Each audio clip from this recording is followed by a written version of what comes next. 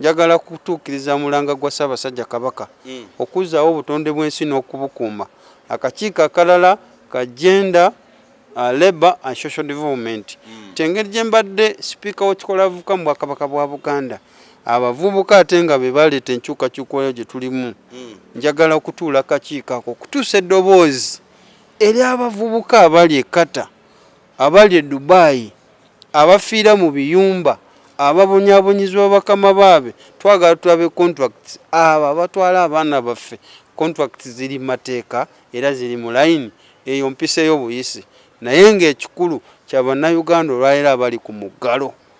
Bannayuganda bafiira mu mayumba, si byakusaga. This is not politics, but it is real.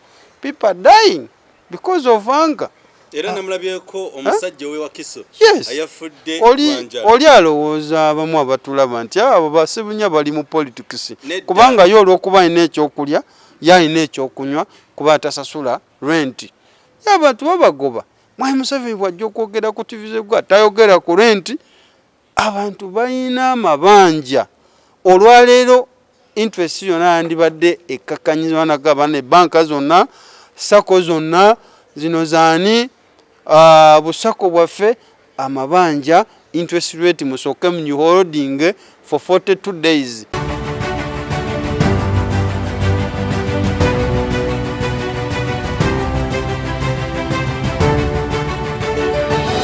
Alright, kwe tuli ku mpewo the Flashlight Channel Uganda, tusimira ddala mwebale kutwagala, mwebale kwekumira ku mpewo. Omukama yeebale abawadde obulamu.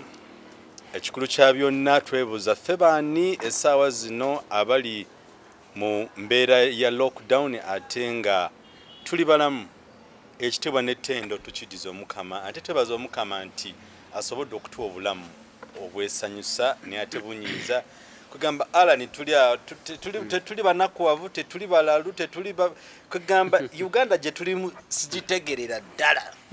Okubanga sigitegeera abasajja naye Alan kasooke mbuzi wadde okimanyi abamu bagamba tetujja kublaminga government naye nze njja giblaminga lwa nsonga oli yagenda n'agamba nti omukyala agamba bbaawe njagala emitwalo 2 nabiyomberamu namulwisa paka myezi ng'egi naye government emitwalo 10 yetutte mwezi einazi orders from above nera bintu biganya okola ki mukino kyentegeeza nti abakyala mwenna mwene embere ya COVID-19 abaami bammwe mubaweeko sometime olaba government etutte mwezi mulamba okugaba emitwalo 10 naye ate omukyala akugamba bbaawo wayo empayo kasente so tamba blaming anya abaami bammwe government bigiremye naye ate omwami we kinnoomu yaani bambi so babaleke mukko embeera eri bweti COVID-19 is really still killing people protect yourself sanitize yourselves kyamwina okola kiri eki mwekuume naye akawunga ka nabbanja emitwalo 10 gya nabbanja bannange ng'abantu baziriize Alan MP Nakaseke Central omusajja wa Nupa yajjayo Saida Bomba ne bannange oyinaama oba sala magezi ki mu kwogera kwogambye Uganda togitegeera naye ogitegeera sigitegeera Sarake Kampala owero di yajja gikusomesa eno ye Kampala ogitegeere kale basebo ne banyabo mujja kunzikiriza ndoza masiki njijjeko jako kanze ndi protect tosiga covid nange tonsiga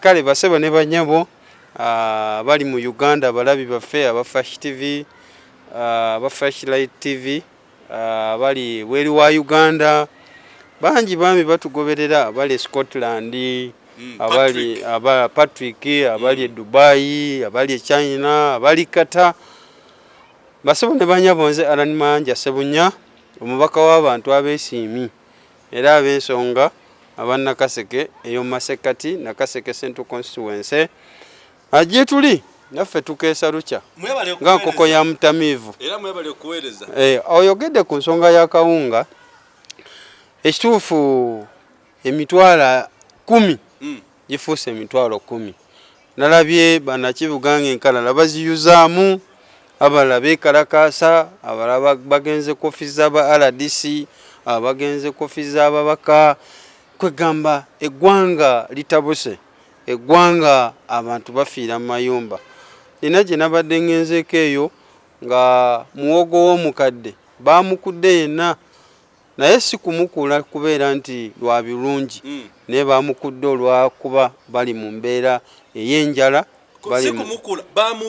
Bamubbye infact, naye bakudde mukuulo oli yadde tana na budde bumusima na nkumbi yakudde yadde muvubuka kitegeeza yadde musajja ng'alina amaanyi, naye mukadde n'abalala bali mu mbeera efaanana bwetyo tubasaasira. Naye ombuuziza ekibuuzo ekituufu emitwalo 10 gifuuse emitwalo 10. Ekituufu Prime Minister Nabbanja abantu baba banja abantu baba banja landi nemange nseno nzibu amanya line Nabbanja liso Nabbanja oyina mabanja eri abantu ba Uganda bawakawo ate nga naffe batubanja kati kwegamba embeera mwe tutambulira, naye nga mu byonna Prime Minister's Office oba government tuli mu global village, tuli mu nsi etya ensi yafuuka kyalo kimu.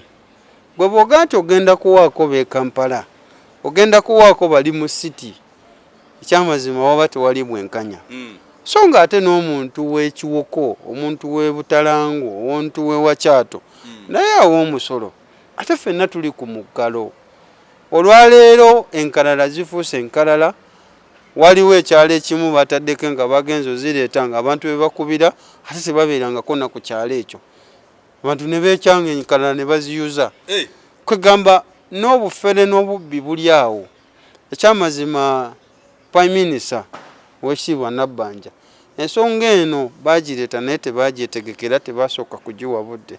Kirungi nnyo ng'omuntu ne weegaba makaago n'oyanja ekintu eri abaana bo beeri mukyala wo nga mumaze okifumba obulungi, nga mumaze okiteekateeka, kwegenda ogenda okyanawunsinga. Era kyova olaba ffe twali tetukkiriziganya nga Parliament. Kino ekyo kyabadde kiyita mu Parliament ne kijja gye tuli ababaka ne tukubaganya ebirowoozo ku kintu ekyo n'ensimbi zonna.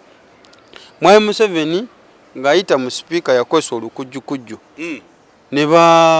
ne bawamba Parliament neggalwa for 2 weeks.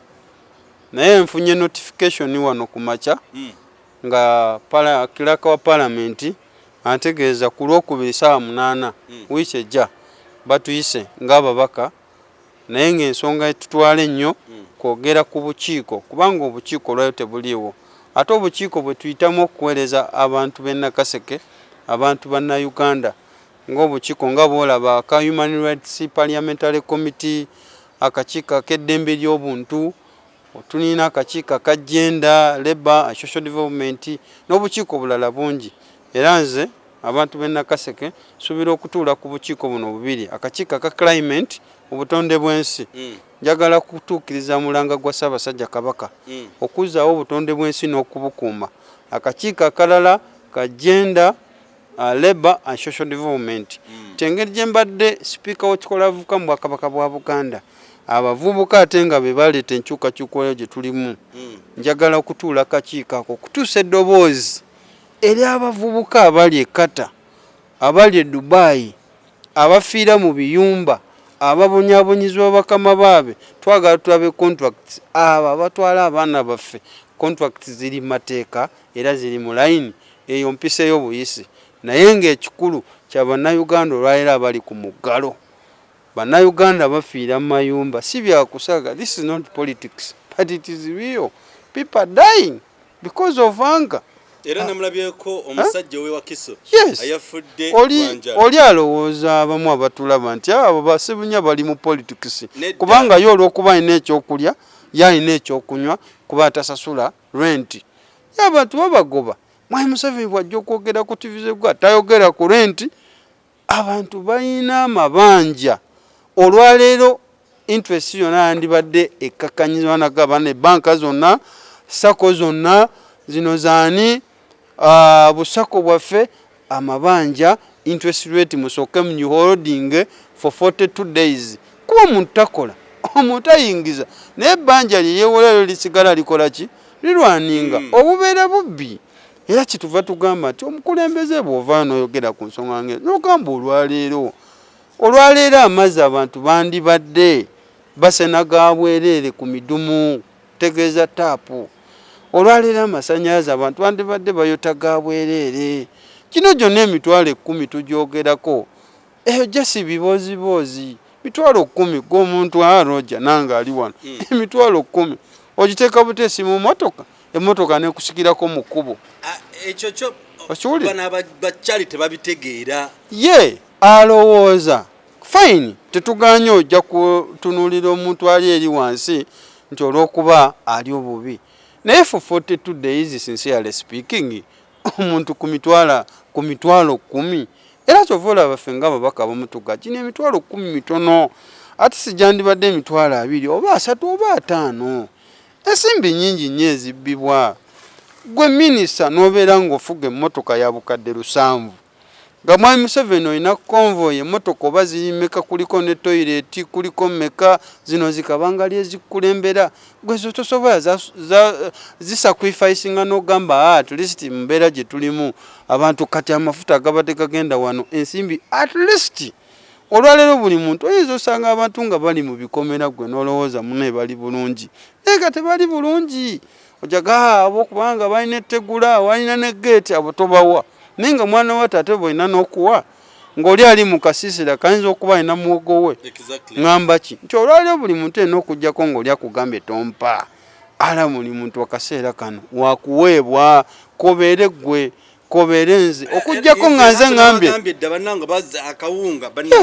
era mikwano gyaffe munamu abali ku live abali mu kutwaba ne mubaka wa Nakaseke Central tuli naye wano live to discussing embeere eri mu nsi yaffe Uganda negenda emitwalo 10 gigenda kuyamba ki munna Uganda naye amazima amatuufu gwenna yakola price na yatuula nati oba amongi ayakola price n'ogamba ntwakole fanga that money gwe emitwalo 10 gwe nga kinoomu ozirako second simeka naye gwe novaayo n'ogamba nti abawe emitwalo 10 naye n'emitwalo 10 leero tugamba giri ku nfuddu ate si abantu bagirinze naye abagayi bano nze era nkyasaasira nnyo abantu basemaka bannange basemaka kindly omukyala bagamba mpa emitwalo 2 please naye ate munnaye ekikwewunyisa nti omuntu olemeddwa n'omuwa masiki nze olwaleero ze nfuba okulaba ng'okozesezaayo abantu masiki n'ozibawa nobawa water cans nobawa sanitizer nobawa liquid soap nonoonyayo akawunga era oli omuntu omu yabuuza n'agamba niye omuntu bw'obanga omusaba ekiro y'ennyama n'alimu okugikuwa gwe ate n'olowooza anakuwa ekisambi kakati olwaleero nazino ensimbi nga omuntu yalemwa okukuwa masiki ey'ennusu 10 abantu bakaaba bw'oba abantu wabawa masiki mu 220 olwaleero tuli mu 221 aya omwaka mulamba tomwongera masiki ndala gwosuubira gya China ng'ate ne tezaatuuka olwedde ensimbi za masiki zabbibwa ensimbi nnyingi nnyo zabbibwa mu kitavu mu mbeera eyo brand new cars zaasabwa double cabin naye tutuziraba ensimbi ezaweewaayo mu kusooka tubuuza accountability eriwa ripooti ya auditors general ekulaga ensimbi nnyingi nnyo ezibbiddwa era olwaleero gino emitwalo 10 biriwo nga kiguumaza n'abantu kugamba nti akakati katubawe ekiboozi babeere okwo ffeno biliyoni 3 tuyiseewo ffe tukole be tukola ki bye twagala bambi babalobeseze ku mitwalo 10 kati ffenna bannabyabufuzi buli seera kwogera mitwalo 10 biseera mitwalo 10 olwaleero twandibadde tubanja service delivery amalwaliro abasawo bafa bali kwa risk omanye Uganda yakafiirwa abasawo professional doctors they are 16 out of 16 14 have died because of COVID because of coronavirus kakati leo tugamba ki gino emitwalo 10 byonna biteekeddwawo kiguumaza ng'entesuula ku kyoto bw'owulira efuwa olowooza ekumamu kumbe ezikiza muzikize olabye bye tuliko kati abaka ffenna tuli okwo 10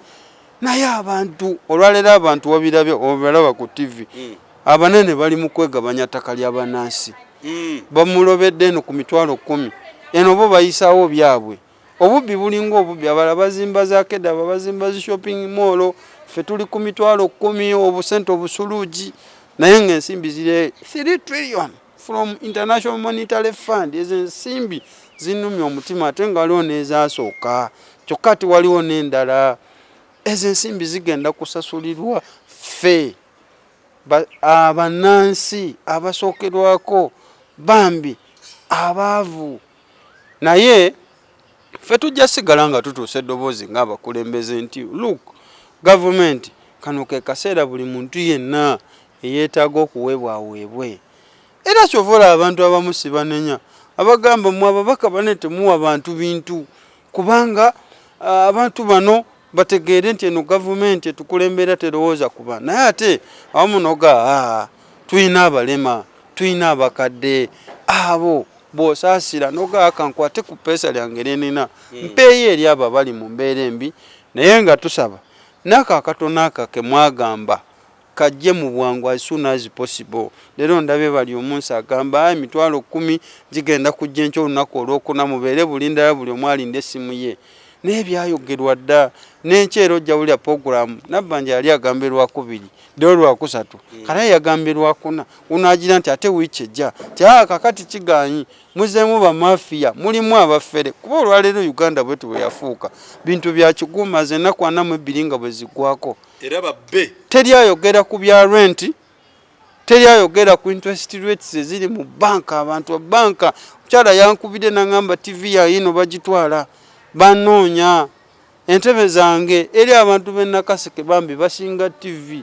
Mwabanda gye musingira ebyapa omuntu w'e Nakaseke asinga TV asinga ntebe owulira asinga kitanda. Naye omuntu batuuka okuggyako TV bakuggyeko ekitanda bakuggyeko entebe kitegeeza embeera eba etuuse ku nyooke. Kyetuva tuga omukulembeze vaayo oyogere ku nsonga ezifaanana ku ezo. Oyogere ku renti, oyogere ku masannyalaze, oyogere ku mazzi, oyogere ku ddagala. Olwaleero private hospital zinyaga abantu. Olwaleero abantu bali maka bejjanjaba. Ffenna tukimanye embeera mu malwaliro ga gavumenti mbi. Naye omuntu ali waka amalwaliro gagula. Leero Covidex kati simu bakacupa kagenze ku sente meka? Kagenze ku 3. Mitwalo 3. Covidex. Kagenze ku mitwalo 3. Lwaliro MP Metro Chendowooza. Ngane ndowooza n'engamba kirabika Covidex eno ya munna. Waliwo company ekola Covidex mu India. Oyinza okwesanga bano abagayi bazibu nga bakoze collaboration. So kakati olwaleero fine kiyinza okubaawo naye tugamba kano ke kaseera Covidex ngoyo gavumenti wandibadde oyingira butereevu n'ogabane temupaaloosa sente. Bwe kabanga ddala tuzudde nti Covidex akola abantu bamuweebwe ku sente ensaamusaamu kuba dokita yamukola agamba nze bannange eno bamugirayo ku 15,000 eno bamugirayo ku 1,000 neewuunya ate abamupaaloosa okutuuka ku mitwalo 3 gaaki. That is exploitation. Nze ngambira government ya fence sigitegera mwe tuli bali batetekako price ceiling and the price floor for everything in Uganda byokugula. Exactly. Nekati price floor ya wano ya kinomu. Mwai Museveni yekweka mu kino kye tuyita privatization tutwajjawo kubeera nti government esobola okubako. Naye wadde privatization eteekawo eriri lyayita akiti nti yayita naye tetugaana waliwo gavumenti woyina okujjira n'ogabana embeera esuse okuba omulamuzi kubanga eggwanga lisigala giri mikono gya gavumenti. Mwai Museveni wadde nga yeewaŋŋamya ku ntebe naye wasigala olina obuvunaanyizibwa ti bwe mba nalayira okuuma Abannayuganda n'ebintu byabwe bannansi buvunaanyizibwa bwo kibaamu kye babeera nga si basanyufu ne batuuka n'okubika abantu abalamu kubanga lwaki bakooye. They are tired. People are tired. Abantu bakooye bagaba naye tetumanyi na kumanya omuntu wotuukira okubika omuntu munno ng'embeera ekituufu kitabuse agaba naye oba kino tuyinza kukyewonya tutya. Naye bannansi abantu b'e Nakaseke abantu b'ekiwoko Butalangu abantu b'e Kapeke abantu b'omukito Bulamazzi Kivumu Katale Kamese sigala mbagamba kano ke kaseera abavubuka kubanga nkimanyi lino eggwanga liri mikono gyaffe ne Ssaabasajja Kabaka omulembe yagutuwa. Bw'abanga yagutuwa ate tulina okubeera ekifaananyi ekirungi kyabavubuka tuleme kosa chance eno kudda waka kwebaka nti tuli ku muggalo. No, tubeeko ebyenjo byesobola okukola ebisobola okutuyamba mu kiseera ekyomu maaso. Omuvubuka lema kubeera keera ku matatu, lema keera ku ludo, lema keera kubeera awo ngalo buna n'omuvubuka ow'okukyusa obukyusa. Paako bw'otetenkanya.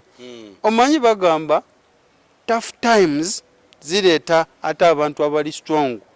Nti embeera enzibu oba enkakali ate ereeta bakirimaanyi.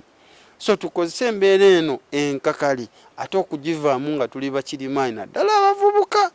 Kwa avubuka kimanyize mwakola kinene nnyo olwaleero okubeera omubaka wa palamenti. Mwakola kinene nnyo okulonda pulezidenti waffe Kyagulanyi Ssentamu. Abamu tebaagala tubyogereko naye ekyo bwe kiri ago ge mazima. Oli atayagala mazima era ye ajja sigala nga tagakkiriza naye nga bwe kiri kyabavubuka mwempagiriwaga mukola ebitundu 7 ku buli 100. Kitegeeza eggwanga liba mikono gyaffe. Tuyina okwebereramu ne bakadde baffe ate nga nabo tubawa ekitiibwa. Tetubasuula muguluka naye tubawa ekitiibwa kuba bagamba kusooka ebweru wagamba nti obudde bukedde kwakyali mu bulanketi akyasamba togamba olimba. Tegeeza omukadde waba akuwabudde wuliriza naye ate ng'osigala naawe tova ku mulamwa kuba tosobola kumanya wooli nga gy'ovudde tomanyiiyo. Kitegeeza ne maaso wabaayo ekizikiza oba oli awo ekitali kirungi mu bulamu bwaffe. Kituufu nnyo. Omubaka webale nnyo bali ddala era tukyali kumpeewo abali live abalina ebibuuzo mu bisindike abalina any questions please muzituweereze kwe tuli tugenda kwaddamu direct. Tukyalina omubaka wa Nakaseke Central gwe bayita Alani. Nze muyita nnyo omusajja wa Nuupu kuba yajjayo emmekete y'omukazi Saida Bomba bannaye. Oyo omukyala yagamba ajja bafuga paka lasi naye kakati gwofuga ssebo webale. Nze nkulembera sifuga. Kale gwokulembera nenga COVID-19 is real banange bannayuganda mwekume ddala. Eno embeera gye tumanyi omusajja tetugitegeera atuvuga reverse. Kale tukyali kumpewo